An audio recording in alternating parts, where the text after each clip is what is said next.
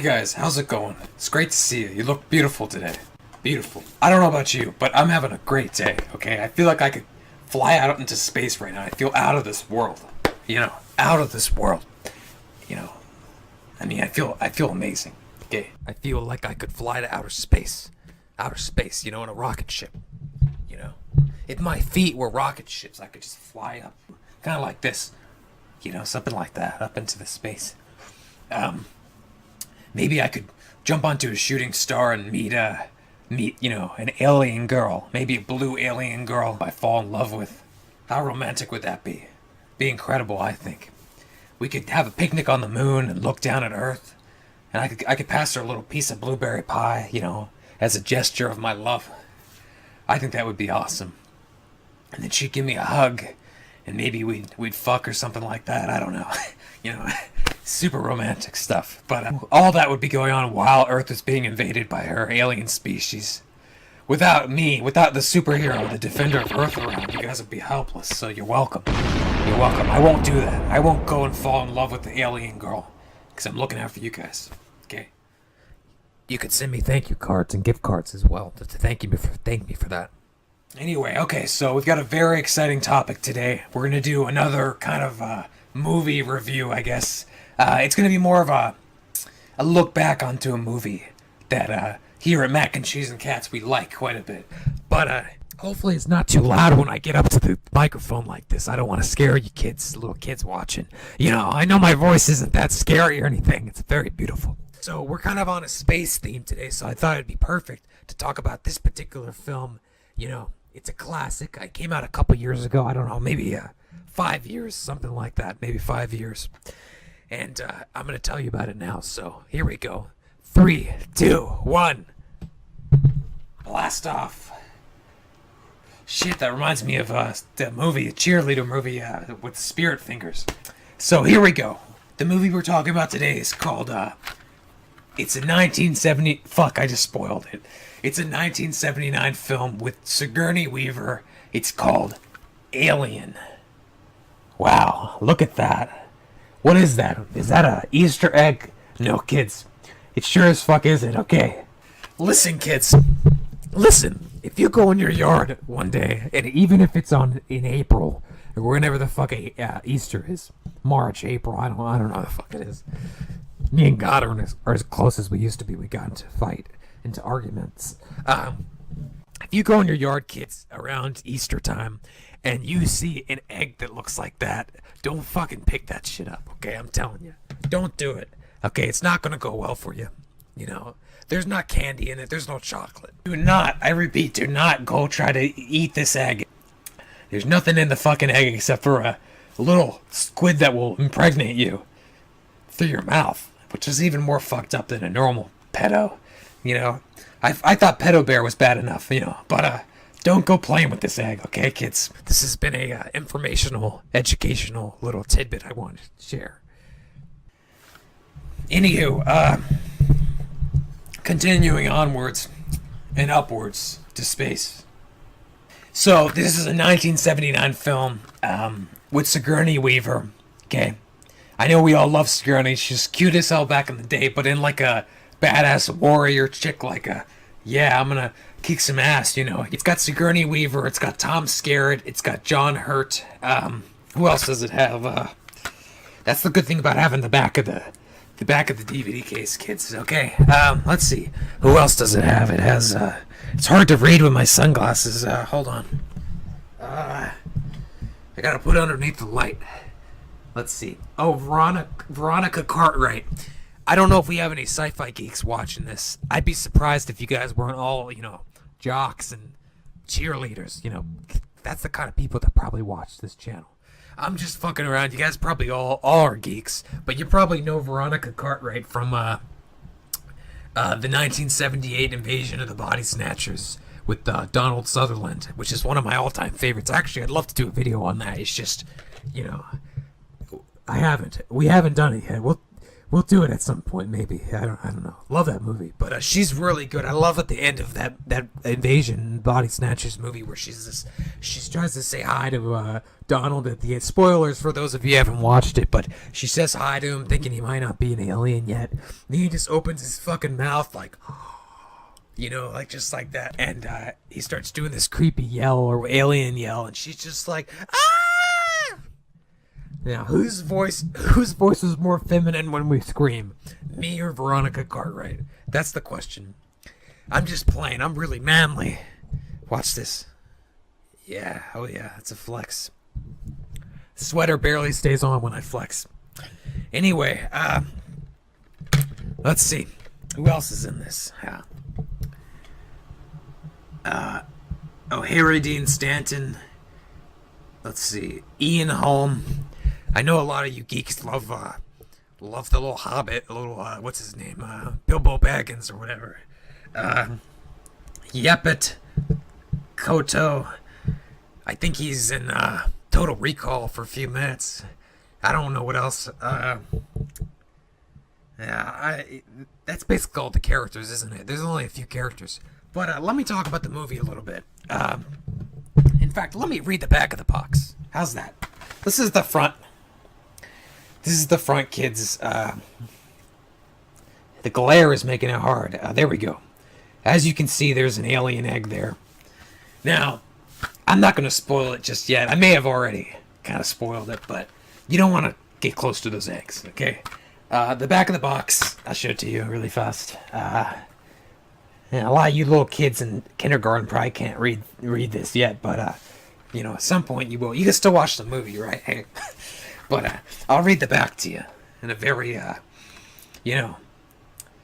literature, intellectual way. Like I should be reading for a college class or something like that.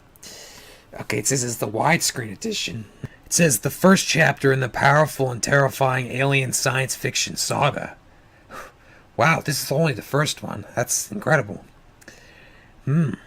Alien is the first movie of one of the most popular sagas in science fiction history, and introduces Sigourney Weaver as Ripley, the iron-willed woman destined to battle the galaxy's ultimate creature. The terror begins when the crew of the spaceship Nostromo investigates a transmission from a desolate planet and makes a horrifying discovery. Jesus Christ, I'm redoing this. Alright, I'm gonna read this again, sorry. Terror begins when the crew of the spaceship Nostromo investigates a transmission from a desolate planet and makes a horrifying discovery. A life form that breeds with the human host. Ooh, shaking, wow. Now the crew must fight not only for its own survival, but for the survival of all mankind. Wow, that seems a little bit of an exaggeration. We don't know if the alien would have made it back to Earth for sure. Maybe the ship could have ran out of gas or malfunctioned. You never know. But interesting. It says here this is the special edition version. I believe it has both the theatrical versions and the special edition. Fun fact, guys. Later on, Ridley Scott, the dumbass who directed it, I guess, he added some scenes back in for the director's cut. But the director's cut is shit, okay? It's much worse than the theatrical. It adds some bloat that's not necessary. Okay, ruins the fucking pacing at the end. I promise you that, okay? You could trust me. So, I'll talk about the movie now, because this is kind of a boring back of the box. Much worse than Matilda's. Let me open up the case so you can see what you'll be getting if you pick this up at the store. Oh, fuck, I dropped it. Jesus Christ. Fucking hell. I'm scraping it all up when I'm trying to just keep sliding around. Jesus. All right. Alien. Oh, sorry. There we go. Looks cool. So, let me talk about this a little bit, kids. Basically, this is a 1979 horror movie about a crew of, I believe, 7 people. 1, 2, 3. I think it's 7. I don't. Do you count the cat? I don't.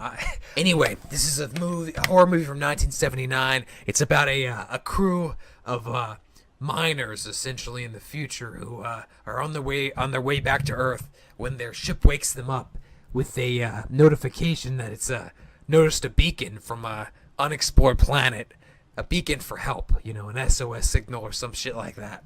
And so supposedly under company orders, the crew is supposed to go investigate, try to help if they can or whatever, some bullshit like that. And essentially, they go to the planet, they explore, and that's how we end up with our conflict. They bring back something else with them on the ship. It's got a great cast. It's as far as I know, one of Sigourney Weaver's first lead roles, and she's fucking cute as hell. She's cute as a button in it. With looks like she's got some muscle to me. I don't know. I like a girl with who can pack a little punch, if you know what I'm saying. But they're on this ship called the Nostromo. It's a towing vehicle. It's towing this gigantic thing of pile of shit of I guess stuff they've mined, minerals. And so it looks gigantic, but really the Nostromo is just the front part that's tugging the load. So we got Ripley, then the captain of the ship. His name is Dallas, played by Tom Skerritt. Then we have I think the pilot might be the guy who gets faced. I don't know who the pilot is. Jesus Christ. We got two mechanical workers, Parker and Brett, and there's just one of them is this big black guy. He's quite funny. I like him. He's your down to earth, relatable crew member, I guess. Then we have the science officer who behaves very seriously, very intellectually, named Ash, played by Ian Holm. Then we have this one chick. I think she's like the navigator, played by Veronica Cartwright. I could be wrong about her role. I think that's what she does. The biggest character in this movie is probably what the title suggests: alien, xenomorph, or whatever. It's this creepy ass. I don't really have a picture of it here. Let's put a picture. Let's put a cute picture of it. It's very cute. You kids will love it. You'll have great dreams about this creature. But it's this adorable alien creature, and I would say it's the main character, and it's what makes this movie. I think this movie's great for a lot of reasons. I think it's got really good scenery and set design and effects, and the practical effects of the ship and everything are awesome. I think it's got great music. I think the cast is incredible. Only way would have been better is if I was casted for it, when I was younger. But really, the star of this movie that makes it so memorable is the alien itself. So what happens is the crew wakes up from hypersleep or whatever, cryosleep, whatever the fuck it is, where they, I suppose after they've done their mining trip, they sleep for a year while they fly back to Earth, room across the universe. And they are alerted by the computer system, Mother, which, again, looks cool as fuck. It's basically, the ship has some advanced computer, and you go into this room, and there's all these yellow lights, or white lights, or whatever, and it looks like so fucking 70s. It's so adorable with all these lights, and the computer is supposed to be super advanced, I suppose. And apparently they have a message to investigate some sort of SOS signal from a planet. Now, I believe one of the characters, Parker, I think might be saying, why are we investigating this shit? I kind of lean to agreeing with him on that, yeah. But apparently it's in their contract, supposedly.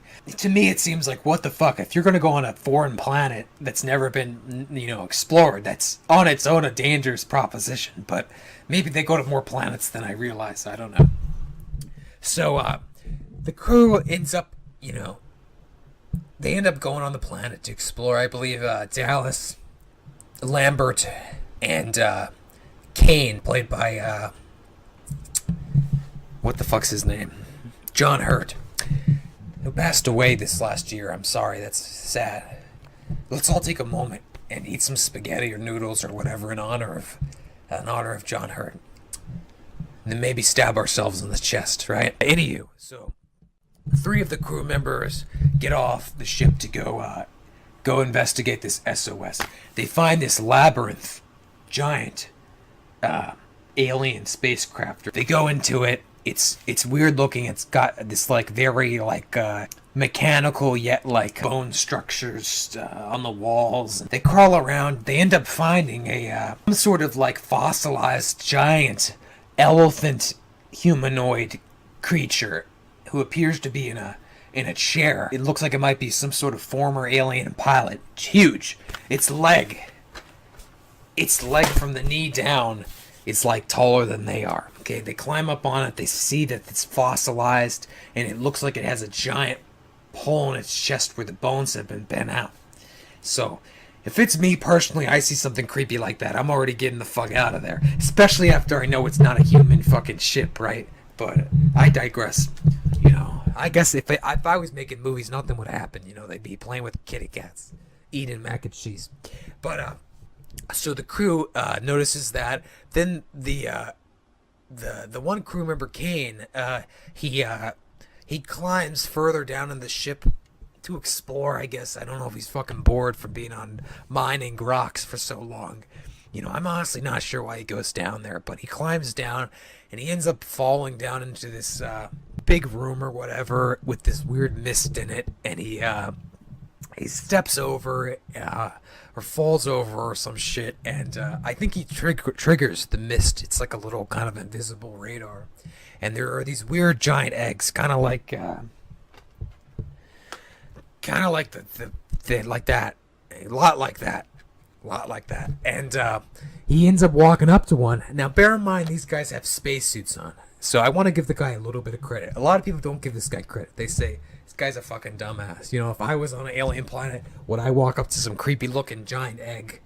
You're probably not. But to give the guy a little bit of credit, they do have some sort of little laser gun things or something like that. I think they carry with them, if I'm not mistaken.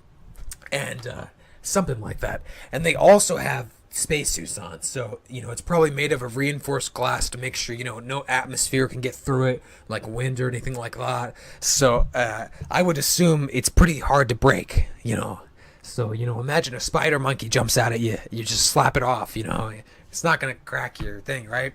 But it turns out he leans over the egg, and this little spider squid thing breaks out, smashes through his helmet and sticks to his face. And you know, these are called face huggers, I suppose. That's what they call them, because they hug your face, like not in a cute way, kids. You know how you give your friend at school a hug? You're like, hey, what's up? I like you. Here's a hug. You know, whatever, on show and tell day, maybe you bring in the special hug.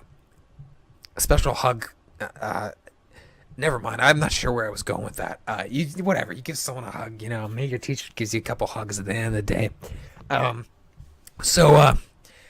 Yeah, this kind of hug is not good. You know, it's a very violent hug where it jumps on your face and seems to shove something down your throat, as far as I can tell.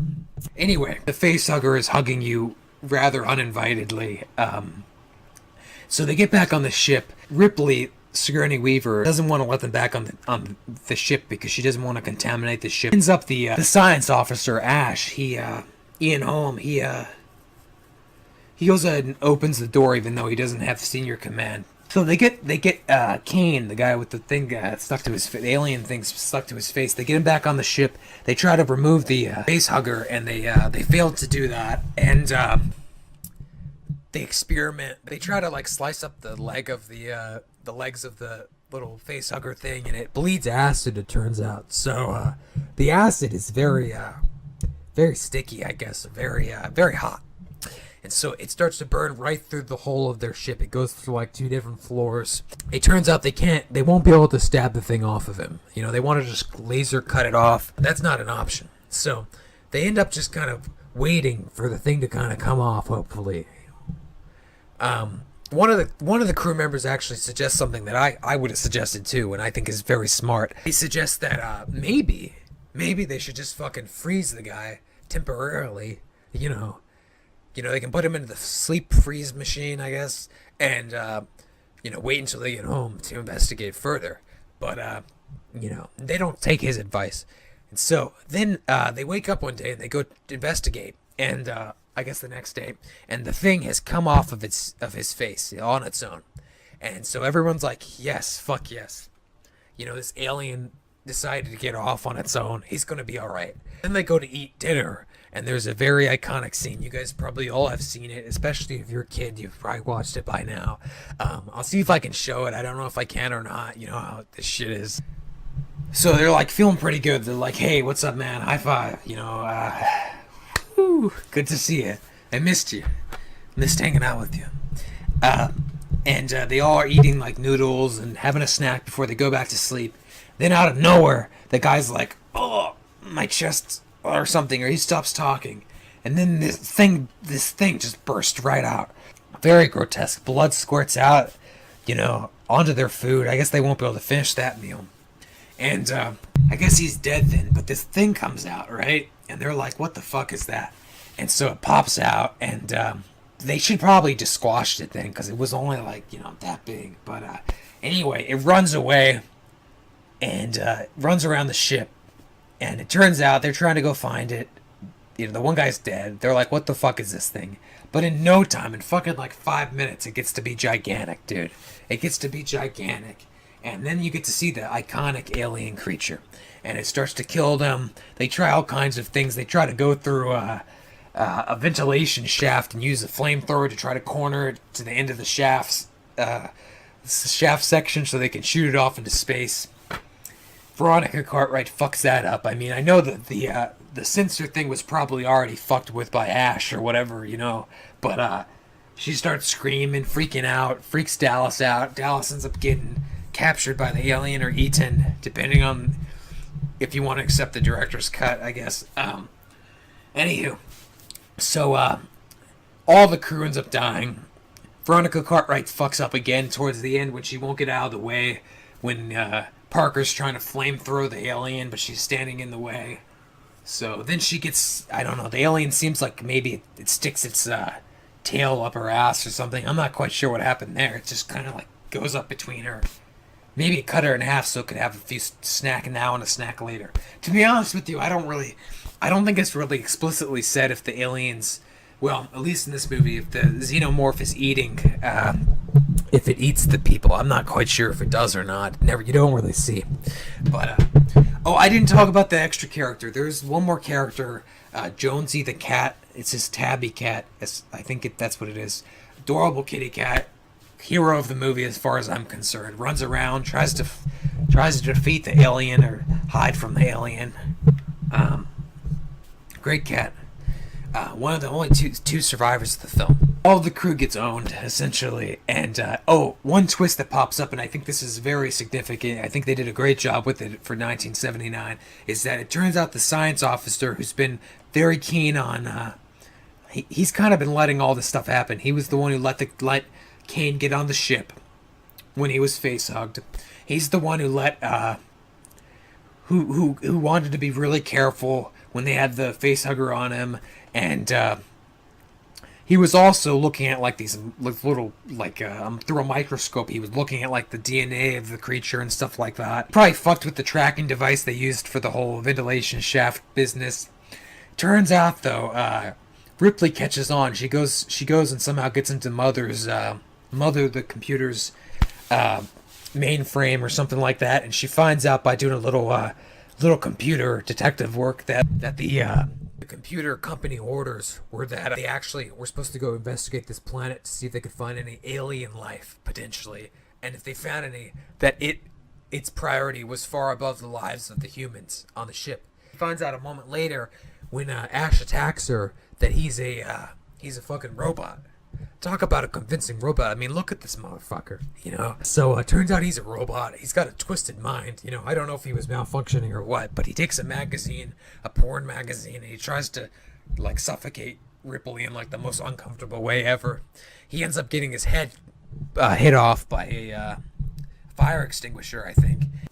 And then they replug him in, after they whack his head off, and he gives us some information about how the alien is perfect to him. He has a crush on the alien, which is not cute, not a good look. It sounded like he wanted to snuggle with it. He's like, oh, it's perfect, I love how it hunts. It's the perfect predator, in the dating game or whatever, He's not very helpful, to be honest. He's just like, good luck, you have my sympathy.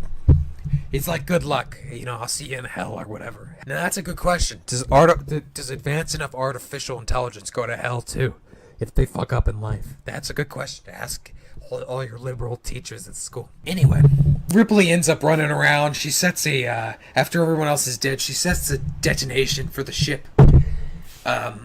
She sets a detonation, a countdown, and she ends up getting on the escape pod and getting the cat, and her and the cat escape into the escape pod. Somehow she didn't notice, though, I guess, and the alien must just be a smart motherfucker. I don't know. Somehow he also got into the escape pod. I don't know. Don't ask me. I don't know how that motherfucker did that. Maybe Ripley should learn how to close fucking doors, you know what I'm saying? But, so Ripley ends up having to, very discreetly, while the alien seems to be taking a nap, or dying, or whatever it does. I don't know its life cycle. It grew very quickly. So maybe it was already ready to die quickly, you know what I mean? Maybe it did like a aging, gone in 24 hours kind of thing, you know?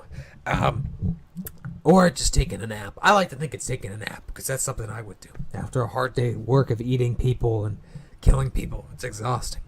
I should know, you know? So she ends up very discreetly being able to tie herself up in the escape pod tightly and opening up the door so the alien flies off into space and I guess dies. Or whatever. You don't have to worry about it then. So her and the cat survive the movie. Okay, guys. We're going to talk about different things about this movie. Little details I may have missed already. Let's see. The ship's name is Nostromo. The cat's name is Jonesy. I know what you're thinking. How the fuck did the cat survive and a lot of these humans didn't? Well, the cat's very small. That's the first thing. Okay. Being Mac and Cheese and Cats, we have to talk a lot about the cat, okay? He's quite small. He's very nimble, and he also is very aware of his surroundings. In fact, when Brett is killed in the little industrial area with the water dropping down, the kitty cat seems to be quite aware that there's an alien creature close by. He hides, which, very clever. Hiding, I like it. So, I don't know what he did for the second half of the movie. I guess he was just taking a nap or hiding somewhere. But then he popped up at the end. Ripley found him, so good for him. God bless. He's a better survivor than the other ones. I think he deserved it. Plus, I don't think two people could have survived in the escape pod. I think it only has so many sleeping pods, so it's perfect for a cat and a human together. So, BFFs, Ripley and Jonesy. Oh, by the way, guys, this is the wrong movie, but while we're on topic, right here I've got a very special artifact. I've got the, let me move this microphone, hold on. I've got the special loader from Aliens. Look at that. Wow, oh yeah, I'm ready to kick some alien ass. That's what she's saying. She's in there, good. That's Ripley with her blue jeans or whatever, I don't know. It's a pretty cool little action figure I picked up. I'm a huge fan of the series, I'll be honest. I won't lie, I love it. Well, by series I mean the first two movies. That's all I really count. Look at that, adorable, adorable. Let's put it back. I'll miss you, I miss you, I'll miss you until I see you later. It's not weird, okay? Anyway, moving on. Other interesting things. I always loved the space jockey part when they explore the ship. I think the movie's a masterpiece, I'll be honest. I'll just say it before the rating at the end. I think it's a masterpiece. For 1979, I think the effects, I think it's aged extremely well. I love the dated industrial computers in it. Even when they made it, it's not like the computers in Alien look that like crazy, you know what I mean? You know, it's not going for that really like futuristic 2001 Space Odyssey thing. It's supposed to be a industrial towing vehicle with like blue collar workers. It's not supposed to be really fancy, so I like to think, you know, it still works. It's like you watch it and you got these giant monitors on, like ugly ass CRT monitor computers, you know. It's like, it's cute though. I think it could work even in the future just for a cheap giant ship. I love the walls. The interior design of the ship is gorgeous. The effects of the alien, superb. I mean, they did a great job. I mean, it's so fucking creepy. I love how its little mouth pops out. Oh, hey, didn't know that was there, did you? Nice little surprise. Be a fun friend to have. He give you surprises all the time, you know. I love the idea, all the sexual symbolism. Hey, what can I say? You know, what person doesn't like sex? No, I'm just kidding. It's kind of creepy in this movie, but I still like it because it's interesting. I love the cast and crew is amazing. Ripley's awesome. I love Ripley. She's so cool. I wish I could be more like her. I honestly feel like me and her would be like best friends if we met each other. Like me and her and the cat would have been the three survivors had I been in the movie. But let's see. The score, the music is really like foreboding, intense. I personally like the first half of the movie better than the second half, but the whole thing is great. The first like 30 minutes, oh my god, it's so good. It's so good. I love when they're exploring the ship. I always found the space jockey fascinating. You know, when I was, maybe when I was 40 when I first watched a movie in '79. I don't want to talk about Prometheus and how Ridley Scott's fucking the shit out of Alien. What an idiot! Wow. I mean, it's like let's fucking shat on the whole space jockey. He looks like a 15-foot elephant human mix. Like, are you kidding me? Are you kidding me? Yeah, with his bones that have been bent out. Like, he's obviously was that big. It wasn't some fucking chair, you idiot. Like, he wasn't merging with a chair, dummy. Sorry. I'm gonna be more mature now. I don't agree with Prometheus, but we'll do a separate video in a minute about that. Anywho, so it's a great movie. I love this movie. I think this movie succeeds for its time and now incredibly well. Okay. I think if you go back to 1979, there aren't a lot of horror movies before then that are on this scale of quality for effects, quality for set design, quality for like overall tension and pacing. And I think since then it's not been matched, in my opinion. Ridley Scott just got worse and worse after this. He never made a movie as good. Blade Runner's not as good. Sorry, it's boring. And don't tell me I don't have any patience, because Alien is not a quick movie. You know, it doesn't fly by, but I love Alien. Okay, let's see. Oh, I do want to point something out, guys. A lot of horror movies in the past 20 years seem to think that more is better. Like, let's just more guts, more gore, more monsters. Hey, let's have 10 different monsters in this movie. Maybe 1 out of the 10 will be scary. Who knows? I think what Alien succeeds at most is that it has a fantastic monster, maybe the best monster of any movie of all time. But it doesn't constantly throw that monster in your face. You don't see it every 5 seconds. In fact, you hardly see it towards the end of the movie. Because of that, you're scared as shit of it. You know, you're like, I mean, even if you did see it more often, it's creepy. But just the fact you know it's creepy as fuck, but you don't see it often, when you finally do, it's like, holy shit, I'm gonna have a nightmare. I honestly had a nightmare recently where I woke up and there was a fucking alien in my house. It ate me in like 3 seconds. I should stop watching these movies. Overall, I think Alien's a classic. I think it's unmatched over time. I don't think anything has been nearly as good. You know, nothing better than seeing something burst out of someone's chest at the dinner time or whatever. You know. I also do want to throw in a tidbit. I think apparently when they did the chest burster scene in the original Alien, the crew didn't even know precisely what it was going to look like.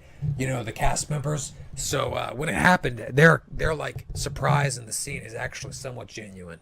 At least that's what I read. I don't know, but overall, I'd give the movie 10 out of 10 boxes of macaroni and cheese.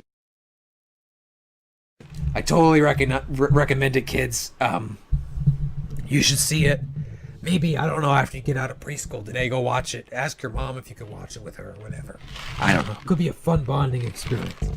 But, thanks for watching, guys. We'll be back with more reviews and more fun stuff in the future. I promise. I wouldn't lie to you. Okay. So, here's a hug. Let me do that better. Hold on. Here's a hug. Good to see you. I'll talk to you guys later. Bye.